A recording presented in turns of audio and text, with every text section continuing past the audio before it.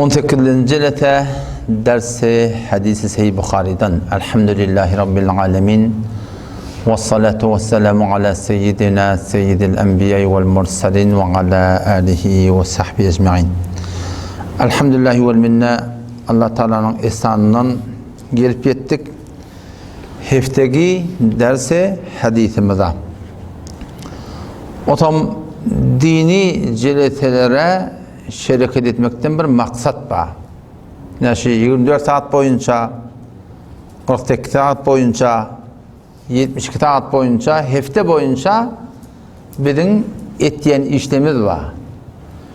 Şol ettiğin işlemimiz bir de peyda veriyor. Hemen yemekliğimizden bir maksat var. İçmekliğimizden bir maksat var. Yatmaklığımızdan bir maksat var. Giymekliğimizden bir maksat var. Sakkal daramaktan bir maksat var. Şimdi anında ne bir maksatlar var. İyimeklikten maksat ne mi? Sen iyimesen adamçılığımız, kuvvetimiz hem de adamımız elin gidiyor. Yatma vakti yatmasan sen marakim bir adam şeklinde bulup gidip bilmekten idarasında kıyın. İçmeli vakti içmesen o da şöyle. Her bir ettiğin işimizde bizim öz vücudu cismanimizde şunda ne mi? Ulukan bir tesir var. Ulukan bir peyda var. Şuradan herhangi bir maksat var. İçmekten maksat doymak da kanmak. İyimekten maksat kanmak da doymak. Yatmaktan maksat doymak da belki yağdan çıkmak. Her dağdan ödünne bir maksat var. Onun şu dini celetelerde Allah Teala'nın gurcunune, Resulullah sallallahu aleyhi ve sellem'in aydın sözlerine şu celetelerde şeriket etmeklikte bir maksat var. Maksat ne mi? Şol hakka hak düşünmeklik. Doğruyun doğrusun öyle, doğru amal edeyli, eğriğini eğri düşünüp de eğriden de ne mi? Gevremi çekmiyor. Ulukan maksat şu. Belki hakkı düşününden sonra ulukan maksat adamsılıkta ne mi? Şu hakka durmaklık. Hakka durmaklık ulukan bir maksat yaşa işte. Bir olya adam burada da bilenak. Bilenak, bilmese de şuna orada edenak dem. Ama bir adam mı hakkı bilye, bilip de edip bilmeye. Doğru diye ama doğru oraya gidip bilmeye. İnki ulukan hatarlı yer şu. Adam şu daydan şu günü 32 rekat bir namaz okuyuz. Şu 32 rekat namazın içinde bir khas dua var. İhdina sıratal mustakim. Sıratallezine en'amte aleyhim. İhdina sıratal mustakim. Ya Allah biz doğru yolda. İhdina dediği zahir tercümesi ne mi? Bizi doğru hidayet ettiği vaittiği. O zaman Allah-u Tebarî rahmetullahi aleyh karnı sebemin adamlarından şol yani 1300 yıllarında Kur'an tefsirde koyutturlar. Şu ihdinen manasına iki tane mana veriptir. Yani biz her rekatta günü 30 rekat namaz okuyat. Ati suretinde Hanefi mezhep boyunca her rekatta ihdine diyet. Ne mi diye ayettik? İki mana veriptir. Bir manası tebbitne diye ayettik diye. İhdine sıratel müstakim yani tebbitne ala sıratel müstakim. Yani biz doğru yola sabit kadam takla. Yani biz doğru yol durmaklığa daim durmaklığa ya bizi tevfik ver diye ayettik diye. İhdine tebbitne diye ayettik. O bir mana ne? İhdine manası elhimne ya Allah bize ilham et. Doğru yol hayti çon Resulullah sallallahu aleyhi ve sellem aydıptır ki Yahudiler 70 vererek bollu, Mesihler 72 vererek bollu, men ummetim 70 vererek bolacak. O taydan ya Allah elhimne sıratekel müstakim. İhdina sıratel müstakim. Elhimne sıratel müstakim. Ya Allah bir de şu doğru yolu keten sonra doğru yolu koyup durdun ya şuna ilham et. Men yüreğime sal ya Allah. Şunu men omdan getir ya Allah. Men şunu hak deyip düşüneyim ya Allah deyip her rekatta tebbitne elhimne ya Allah bir sabit kadam takka deyip Allah Teala ne etmeyeceğiz biliyorsun mu? Dua et diye. O ne dua etmeli? Çünkü dua etmesen Allah'ın sana tevfik olmaklığı kıyın. Dua selahul mu'min. Dua imanlı adamın yarağı diye. Yarağısız meydana girip olmaya. Bize inin kolukan düşman bir nefsimiz var, bir şeytan var. Şeytanın Kur'an'ın aydan kefi var. وَلَآتِيَنَّهُمْ مِنْ بَيْنِ اَيْدِيهِمْ وَمِنْ خَلْفِهِمْ وعن أيمانهم وعن شمائلهم ولا تجد أكثرهم شاكرين. قسم içipdir şu kafir. Şu mel'un iblis şol abidi kadimi önüne şol qasam içipdir. Neme qasam içiye? Gumrah bolandan sonra ve la atiyennahum qasam ya Rabbi Allah diptir. Qasam neme qasam içiye? Ve la atiyennahum qasam min beyni eydihim senin çın bendelene şu hak sıratakal mustaqim diye var da her gün o rekat biz sırat-ı mustaqim dileyişimiz yanak Allah Teala'dan yalnız şu yolun yürüyün masal şu yolun durmakla tevfik verdi dileyişimiz yanak şeytan anticiptir. Ve la atiyennahum qattem men gelen qasam men gelen min beyni eydihim sen benelen evünden gelen ve min halfihim benelen iyillerden gelen ve an eymanihim sağlarından gelen ve an şemailihim sollarından gelen daşta olan ayttan ne ve la tecidu ekserahum şakirin köpsün ne şükür taparın diye ayttık. Daşta olan aylanacak nere kaldın ne? Göğün kaldı fakat. Göğünden Allah Teala'nın rahmeti ne bize dua etsek elbette. O zaman şu aydan şeytan daşta olanımızda bizim tırlım perendat. Avval amal ettirecek ki amal etsen de amalında niyetin haraplayacak. Avval doğru ettirecek ki doğru etsen de sen niyetin haraplayacak. İhlasın sana oynayıp sana riya ettirecek. O zaman şu taydan çok kişi kafir anticiptir. Olakon düşmanın bir şey. Daşta onu aylantıdan bir elini gönderilir. Ya Allah elhimne, sebbitne, ehdine sıratal müstakim. Yani bir doğru yol sal. Şu doğru yol zor Allah'tan dilep durmakta gerek. Edecek kavu işleminde dua etmeli, etmeyecek günahlarımızda de dua etmeli. Şimdi bilemet yandan. Kavuşa dedin diye, teheccüd okuyedin diye, zikredin diye, Kur'an okuyup ruhani tokadedin diye, Kur'an düşünedin diye, hicab rahat edin diye, doğru Allah Resulü olarak bolatın diye. Sen hak yol haysi kimin aytyan doğru? Şunu biledin diye, şunu dua etmeli. Ya Allah beni hidayet et. Ya Allah bana tevfik ver deyip Allah'tan ne mi gerek? Yalvarmakta gerek inşallah. O zaman eğer biz şol Huday Teala'nın peygamberin maksat şu gurun şu cedhelinde maksat ne mi? Dini diyanete öğrenmeklik. O zaman şu din diyanete öğren yaşamaklığı bize tevfik bolsa, o zaman biz içeriğimiz, dışarıyımız ne mi oluyor? Kaim adam oluyor yani. Kaim adam oluyor.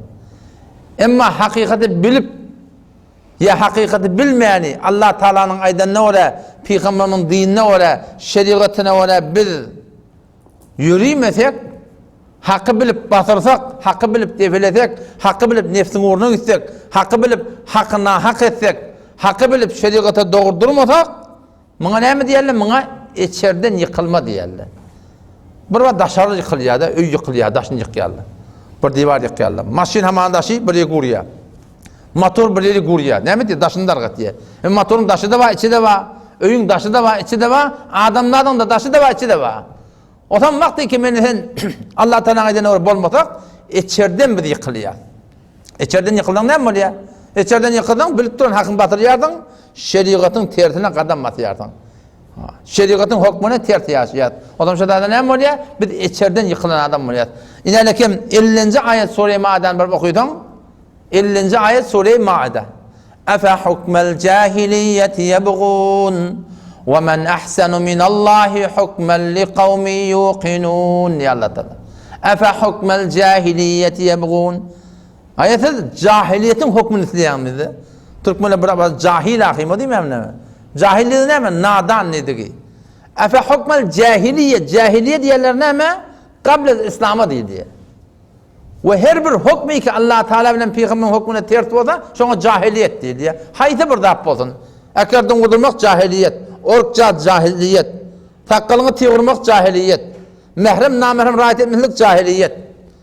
Allah Resulü'nün her hükmünün mukabiline tirek tatmaklık cahiliyet, tirek çekmeklik cahiliyet, sigar çekmeklik cahiliyet. Her bir hükmün mukabiline Allah Resulü'nün mukabiline beraber kabul etse şu cahiliyete tabi olsun adam. Şeriatın bir hükmü, şu şeriatın hükmüne durmani öyle hay hevesine tabi oluyor.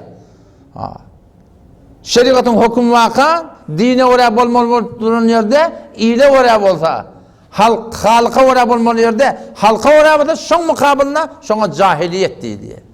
Ama Allah Teala 50. ayette Sure-i Ma'da ne mi diye? Efe hukmel cahiliyeti yebğun. Ayetsiz cahiliyetin hükmünü isteyen mi diye.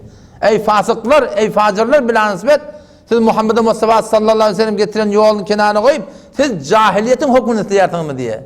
وَمَنْ أَحْسَنُ مِنَ اللّٰهِ حُكْمًا لِقَوْمِ يُوقِنُونَ Kimin hükmü kavrak? Allah Teala'nın hükmünden o bir adamlar ki yaqini var diye. Yaqini var adam Allah Resulü intikab et diye. Yaqini yok adam ne et diye? İyle oraya bol vermeliler, halka oraya bol vermeliler deyip şuna diyeler ne mi? İçeriden yıkılma şey. İçerin yıkıyardında bir tefar bolar olmaz qorram sağa başan yerden. Görüp dursun bedgatlığını. Görüp dursun halaf şeriatlığını. Şon gevunu görecek olup cahiliyete başan yerden. Şuna ne mi diyeler? İçeriden yıkılma diyeler. Adam şu da ki biz içeriden yıkılmayacak bolsak biz şetmin şu ehdine satan müstakimin düşünüp okuymalı. Şu üç nımat var, şu üç nımat ulukanlığım ben barha ayetiyen şu beter muhim la ilahe illallah Muhammed Resulullah düşünmeli. Namaz düşünüp okuymalı ve Kur'an düşünüp okuymalı. Şu üç saat düşünmek var, adam sen o köp zatlar düşünüyorsun adam. La ilahe illallah Muhammed Resulullah sadece la ilahe illallah'ın 100 bin terabayt zaten 1 milyar terabayt doğadan kıyımlanak. Ama şu doğadan kıyımlatmayan kelime senin kendi adın kıyımlat yaşi. Sen ertine namazda turlayan şey, zekat verdiryen şey, üsür verdiryen şey, hem sana yana edet verdirmeyen şey, mirasta ayarlığının hakkını yedirmeyen şey, enen gevne degdirmeyen şey, enen gevni görecek olup ayarın gevne degdirmeyen şey, ayarın gevni görecek olup enen gevne degdirmeyen şey la ilahe illallah şu atsan düşünsen yani. Namaz düşünüp okuydan namaz bir durum nuraniyet da sen namazın doğrulunsa sen günmün doğrulunayan ödün. Günmün sen edep bolayan, fiilin hormatın artıya, yüzün gözün nuraniyet artıya, adamçılığın güçleniyor. Namaz düşünüp okuydan yani. Ve Kur'an düşündüm ki ona ne? Ola bir öyle bir derya. Şu an o da korona geldi, ne kadar rahatları üt gitti. Göde görmeyen korona ne kadar üt gitti. Ne mi üt gitti? Etikad üt gitti da. Düşüm geldi şu an, duygu geldi. Korona diye bir bela var şeyle. Şeyt diye. Sonra yakin ettiler. Ama Allah'ı ki asmalları saklattı. Yulicul leyle fin nehar giyeceğini gündüzü sarıptıran Allah Teala. Ve yulicul nehara fil leyl gündüzü giyeceği atalayan Allah Teala o zırı yakin edebilmeyen Allah. Yuhricul hayye minel meyyiti ölüp beten diyenelerden inerek hem ekerse şu anda ekip olmandı onu. Yakın yakmandı o. İnerek hem ekers milyarta diyeneleri gömük kaydar. Yuhricul hayye minel meyyit şu ölüp beten diyeneler dilet diyen Allah'a Kur'an'ın düşünmeyenden yakin edip olmandı doğru. Ve muhricul meyyiti minel hayy ölüp beten yumurtkan diye tavuktan çıkaran Allah Teala'ya yakin edip olmandı. Şu ne deyip? İman Kur'an'ı olmadığı direkte oluyor. Kur'an kitab-ı engılap yani. Bir adam Kur'an'dan imanı öğrenti var akıyım, o adam bir khas adam oluyor. Khas adam oluyor. O zaman şu daydan inşallah Teala biz özümüze göre Kur'an'da li nefsihi diye bir kelime var. Li nefsihi. Yani her kim etse özünden çizeyim. İn ahsentum li enfusikum diye. Kavul olsanız özünden çizeyim. Telekaçır ettin, o da öz derlerine diye. Ne emretsen özünden çürüm yani. O zaman şu daydan öz hakkımızda bakışsızlık etmeliler. Öz hakkımızda kemsilik etmeliler. Barayli bir celeten hadisine İmam Bukhari rahmetullahi aleyh acip bir Allah Teala'nın koyun düzgünü din olup avval baştan Araplara geligili. Ama gen almazda şu dini alem cahana düşündüren, kitap edip düzen, Kur'an, hadis, tefsir, halal, haram edip düzen, 100'den 98'si gayr Araplar oldudur yani. Harun Reşid rahmetullahi aleyh'in vaktinde İmam Malik rahmetullahi aleyh şu tarihten fukaha demişti. Şu 4 tane mezhep var. 4 mezhep İmam Adem rahmetullahi aleyh Acam, Arap değil. Ahmed bin Lahmer rahmetullahi aleyh Arap değil. İmam Şafii rahmetullahi aleyh Arap değil. Bir İmam Malik min görüşüm var Arap. Başı şu Sahih Bukhari'den Arap değil. Sahih Müslim'den Arap değil. Sonra Ebu Davud'dan Arap değil. Sonra İbn Mazani'den Arap değil. Muatta İmam Malik'in özayını Arap. Musned İmam Adam Arap değil. Ama bu Harun Reşid rahmetullahi yanında bir Tora yoktur. Şu kitapları kim yazdı deyip. Ama yıkan atmandır falani. Şunun için ne? Belli bir tane Arap var diyordu. Kalanın hemen kim yaptır? Acam yani gayri Arap diyordu. Huday Teala Olakan beren tawfiqi. İmam Bukhari rahmetullahi aleyhi de neden adam fi? Özbekistan ştatının adamı yani. İmam Bukhari şu tahtının adamı yani. Otam şu da kitap yaptır, karnı sebebinin adamı bula. İmam Bukhari rahmetullahi aleyhi bab bağlaptır. Bab el cihadu minel iman niptir. Cihad etmeklik de imandan niptir. Cihad iki form oluyor. Cihad ba nefs oluyor. El mücahid kim? Kim mücahid? Men cahade nefse. Nefsi bilen cihad etti. Cihad diye uğraşmaklığı değil. Cihad diye dikleşmekliği değil. Cihad diye karşı durmaklığı değil. El mücahid kim diye Peygamber okudasam? Men cahade nefsehu deyiptir. Nefsi bilen uğraşsa. Nefsin bilen ne hakkında uğraşan? Nefsin sen telekeçilik edecek oluyor. Telekeçiliğe çağırıyor. Fehşa çağırıyor. Munkaratı çağırıyor. Olgun doktorlarla bir yerden kurup ne diye hafız ben başa kaylağım ben ne mi dedim. Ben nefsim zor men zina çağırıyordu. Ama ben sen ne emetiyen dedim o zaman. Yo men ağudu billahi deyip dedim. Ben şu an aslında günahı yok şu an dedim. İnsan vesvese var ya. Muhtelif vesvese var ya. Vesvese bolmaklıkta bizim ilmide de daha. Şun vesvese etiyen şeytan. Vesvese etiyen nefs. Onun için şu mukabilinde dursan eden vesveseni ağzına almasan onun hiç günah kesiri yok yani. Muhtelif biri vesvese var, vesvese ediliyor. O zaman mücahid kim? İki form cihat var. Bir cihat var, cihad var nefs. Ödün bile uğraşmaklık, ödün tabık etmeklik. Şu da alem, cihan hemmesinin hakkında Kuday Teala mi diye? وَلَهُ أَسْلَمَ مَنْ فِي السَّمَاوَاتِ وَمَنْ فِي الْأَرْضِ Haşu Allah'a teslim, atman yerde hem de teslim diye Kuday Teala. Yani Müslüman rivayetleri. Müslüman kim? Men esleme, teslim olan adam. Allah Teala diyor, asman yerde hem de teslim Kuday Teala deyiptir. Teslimliğini görecek mi? Göre gün doğmalı vatanından giyeceği kalmar. Ay kiçelmeklerine, olurluğunluklarına giyeceği kalmar. Kış tomut köyü diye gelip gitmeklerine giyeceği kalmar. Giyeceği günü gidip gelmeklerine giyeceği kalmar. Güydün günü otlar ölmeklerine giyeceği kalmar. Kalbin kurbaklarına tadaman ki iradesi var giyeceği kalmar. Peşev dehre dataylanmaklarına içeri yağdayı giyeceği. Hiç işini etmeyen durmar. Tavuklar burun kıyıkçık etmeli biz şunu kudacak ya deyip. Teslim ağa. Şu Huday Teala'nın aydan ne var ağa. Arpa Huday yakın mıdın bir çıkacak ya deyip yok çıkarlar. Hem merak teslim Allah Teala'ya. İnni bizim ölümün ne mi? Ben 175 sant şeyle ben içeriyim. Ben şu içer yağdayım. Cismi taydan Müslüman. Ne manası var? Teslim Hudaya. Ben atakalım ağartacak ya benim elimde de. Ben ağacacak ya benim elimde de. Ben doyacak ya benim elimde de. Ben verilecek ya benim elimde de. Ben verilerimde kavulacak ya de. O da benim elimde de. Ben ölecek ya. O da benim elimde de. Ben ölecek ağa. Bu da benim elimde de. Geçen hafta bir yerin gurunu ayttım ya aydamam bir yeri. Fezai mezayden çet edenine beter narahat olmalı ha. Yani alacağım vermeyaptırlar. Mağlubi ben şu kadar narahat. 2 gün içerliyim bana doğru cevap vermese ölecek ben. Ben şahit ondan bir yerde öldüm. Belli dedim ben. 2 gün içerliyim bana cevap vermese teori yarını ben ölecek ben. Ben şahit bir yerde öldüm. Belli dedim. Sen geldi de. Peki o da vücudu cismaniyim Allah'a teslim. O ne etmeli? Enderununu, niyetini, amalını teslim etmeli. Sen ne çebe kaçına bari yanda ne qarayacak ya hemen dedi. Sen xot bir meselesini alıp bar yalla. Bu ne böyle amallamını, niyetlemini Allah Teala'ya teslim etmek gerek. Onun için el mücahid kim? İki form cihat var. Bir cihat var nefs var. Ki ulukan cihat, o bir cihat var kafirle bilen vuruşmaklık. Sadece kafirle bilen vuruşmaklık da bizim yüreklerimizde bolmalı. Amerika yalak, İngiliz yalak, İsrail yalak, şon yalak, kafir devletlerin evinde durup vuruşmaklık hem bizim yüreğimizde bolmalı. Velev ki gidip bilmesek de. Şimdi Peygamberimiz diye men mâte ve lem yagzu. Her kim ölse diye ve kafirle bilen cihad etmese diye. Ve lem yuhaddis bihi nefsuhu. Vakşı kafirle bilen men ne vursam da deyip bir yüreğinde diye duygu bolmasa diye mâte alâ şubetin minen nifâk. Münafıklığın bir şubetini ölürse diye. Peygamber'in yürekte hüvvet bolmalı. Kafirle bilen vuruşmaklık elbette burada pay yani kafirle bilen vuruşmak olan kimin perçeminin aşağına vuruşmalı şuna haberdar olmalı yani. Kimin perçeminin aşağına vuruşmalı? Ama hani geldi burada diyor Daesh min deyip. Bunda ne belli değil. Rehberi kimmin? Başlığı kimmin? Gitmeliler. Asıl icadı yok. Önce başlığını tanımalı. Kimin perçeminin aşağına vuruşacak? Çünkü vuruşmaklıktan kafirden bir maksat var. Allah Teala'nın dini yürüyün.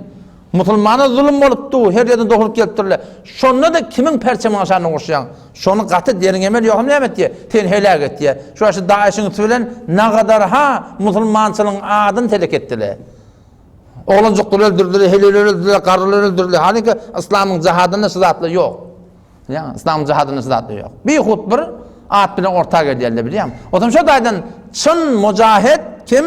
Avval başına öz nefsini kuşayan, ikincide kafirle bilen Allah Teala'nın dinini, diyanetini nabud edecek olup ya baştaki Müslümanlığını sürüyen kafirle bilen şöyle önemli gerek, uğraşmaklık gerek yani. حدثنا حرمي بن حفص قال حدثنا عبد الواحد قال حدثنا عمارة قال حدثنا أبو زرعة عمرو بن جرير أو جرير قال سمعت أبا هريرة عن النبي صلى الله عليه وسلم راوي Hazreti Ebu Hureyre radıyallahu anh. Kimden etti? Anen Nebi sallallahu aleyhi ve sellem. Şuna da senet diyelim. Senet fil hadis. Ümmet-i İslam'daki Bağdat şey. Yani Resulullah sallallahu aleyhi ve sellem'den beri bir kefi peygamber etti diyecek olsa şuna ama senet var yani. Om yalandan kefaydan adamı da boptur yani peygamber etti deyip onun bizim ulemalarımın muhaddislerimiz şu yalandan kepleri şetenedin üstüne olan ilmi bolandan şu kep peygamberin aydan ne yalan kep deyip şu kitap düdüttürle mevduat deyip yalan kepleşle deyip biliyor musun? Çın tenet var, yalan tenet var. Hadiste şeydi. O zaman Resulullah sallallahu aleyhi ve sellem üstada mübarek sözünü getiriptir ki intedevallahu azze ve celle limen haraca fi sebilidir. Allah Teala boyun aldı diye tekeffül etti. Sogap taydan, ecir taydan, padaş taydan, irinin oğlunuşun gödeme taydan, harç harajat irnekler verme taydan. Nemen hakkında? Kimin hakkında? Limen haraca fi sebilihi. Allah'ın yoluna çıkan adam hakkında diye. Allah Teala'nın yoluna çıkmaklığın hakkında bir adam çıktı Allah'ın yoluna deyip dini öğrenecek, diyanet öğrenecek, dini kömekçi olacak. Şun Allah Teala intedeballahu azze ve cel Allah boyun alır diye şunu. Sen şu anda ne kim? Yolun uğruna şu anda dursan. Yolun uğruna dursan. Sen ne yapıda tanılayan adam olsan, bir çarpı ayağına oturup durdun, oğlu geçip paraya kaydı. Falanca nereye parayan? Kortku var ya, ne ama? Şali içecek, berekellah var. Allah kuvvet benim gayret ede var. Yeni bir geçecek. Dur verdik, sen nereye parayan? Teherana var yani. Ne edecek? Onu ben nayi işleyen. Hasan alacak, 6 aydan ne gelecek? Berekellah var. Allah kuvvet benim gayret ede var. Yeni bir geçip parayan. Sen nereye parayan? Türkiye var yani. Ne için parayan?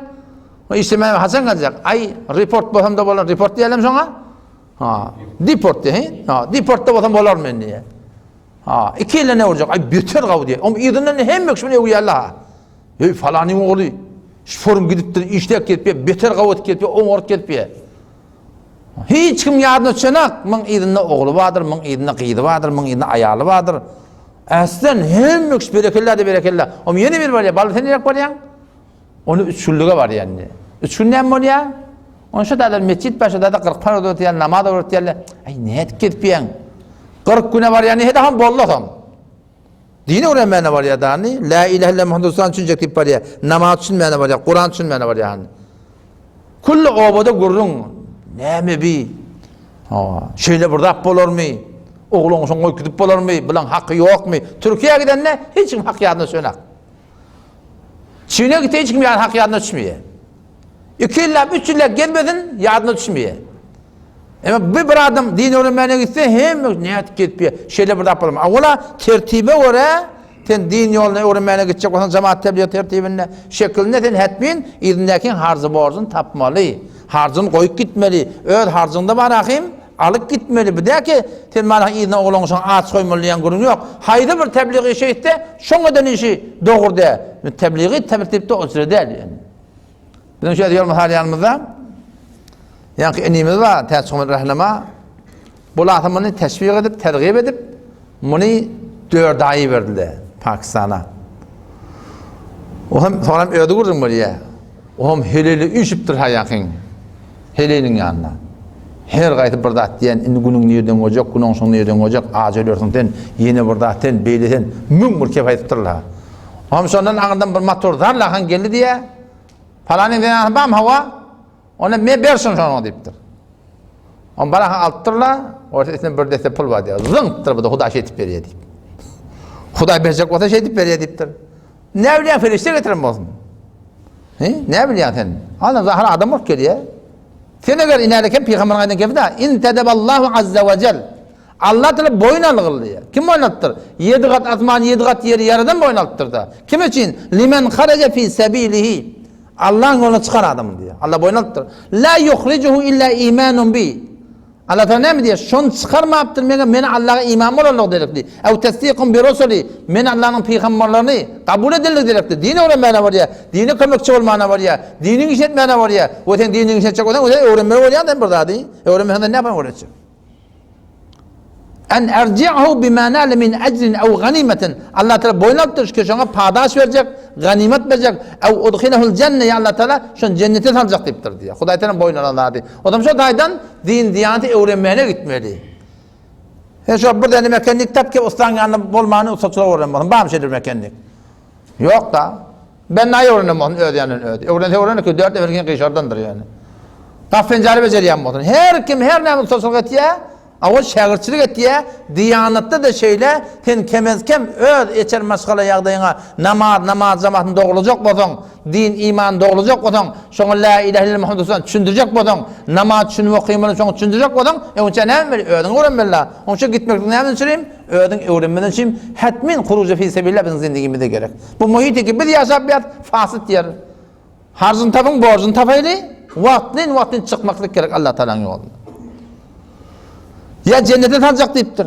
Cennete alacak diyen ne mi? Ölse Allah'ın yoluna Allah da cennete alacak. Ve men yahruc min beytihi muhaciren ilallahi ve rasulihi. Ve men yahruc min beytihi her kim ödüğünden çıktı diye. Muhaciren ilallahi ve rasulihi. Allah peygamberine karşı hicret et paraya. Allah Resulü karşı yakınıca kul paraya. Allah Teala ne emecek şu an öyle mi? Ecren azim. Ecren azim verecek deyiptir Huday Teala. O zaman şu daydan esbab-ı maddini ihtiyar etmeli, teyyarlık görmeli ama gayık etme. Huday Teala gümen etmeyen yerden yitirecek deyiptir yani. Sonra Peygamber ne diyor? وَلَوْ لَا أَنْ أَشُقَّ عَلَى أُمَّتِي مَا قَعَدُّ خَلْفَ سَرِيَّةٍ deyiptir. Eğer ümmetime kıyın olmayacak bolsa di, men deyiptir hiçbir cemaattan, leşkerden ki Allah'ın cihada karşı buraya şundan kalmardım deyiptir. Çünkü Peygamber zor gidip durda farz olacak da. Ummetime kıyım olur deyip kâde men cihattan galiyan, leşkerlerden galiyan deyiptir. Ve levedittu enni uqtalu fi sebilillah. Men Peygamber diye men beter arzum ma diye. Ki men Allah'ın onu öldürleyin, thumme ahyadan dirildeyin, thumme aqtaltam yamını öldürleyin, thumme ahyadan dirildeyin, thumme aqtaltam öldürleyin.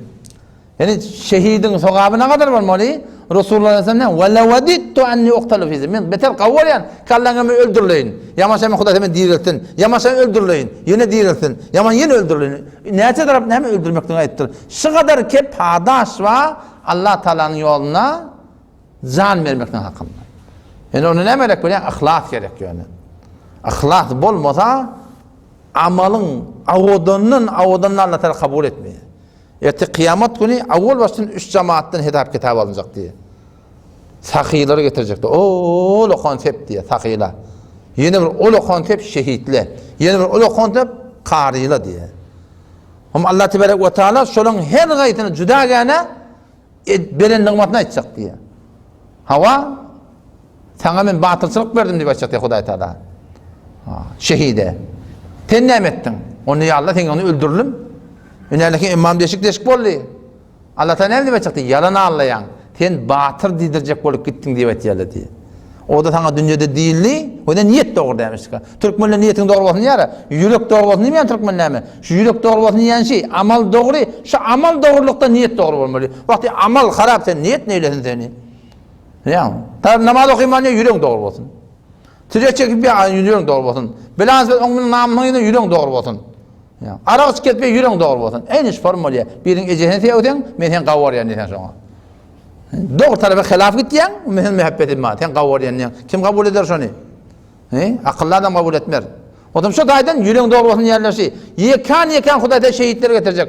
Belinden vatan açacak. Ne için gittin? Ya sen için gittim. Allah da ağlayan diye ediyor şuna. Sen menin için giden dadın yok. Ne hadisi geliyor. La yukhrijuhu illa imanun bi deyiptir. Meydana cihada çıkmaptır. Meğer meni Allah'a imam olarak muhlis olmuştu da. Şuna şüphenin padası var. Ama onun ki ihlatı yok. Hudaý Teala ona padaş bermiyor. Tamam şehitden tep tökünjek, ýamançlardan takylar getirecek adam. Allah Teala takylara beren nimetini aýtjak. Hawa men sana mal berdim, mülk berdim, yer berdim, ýurt berdim, milletke senden dileýän boldy. Sen näme etdin? Ya Allah berdim. Hiç bir hayır yeri koymadım ki berdim. Medrese boldum berdim, yetim boldum berdim. Yetirde boldum berdim.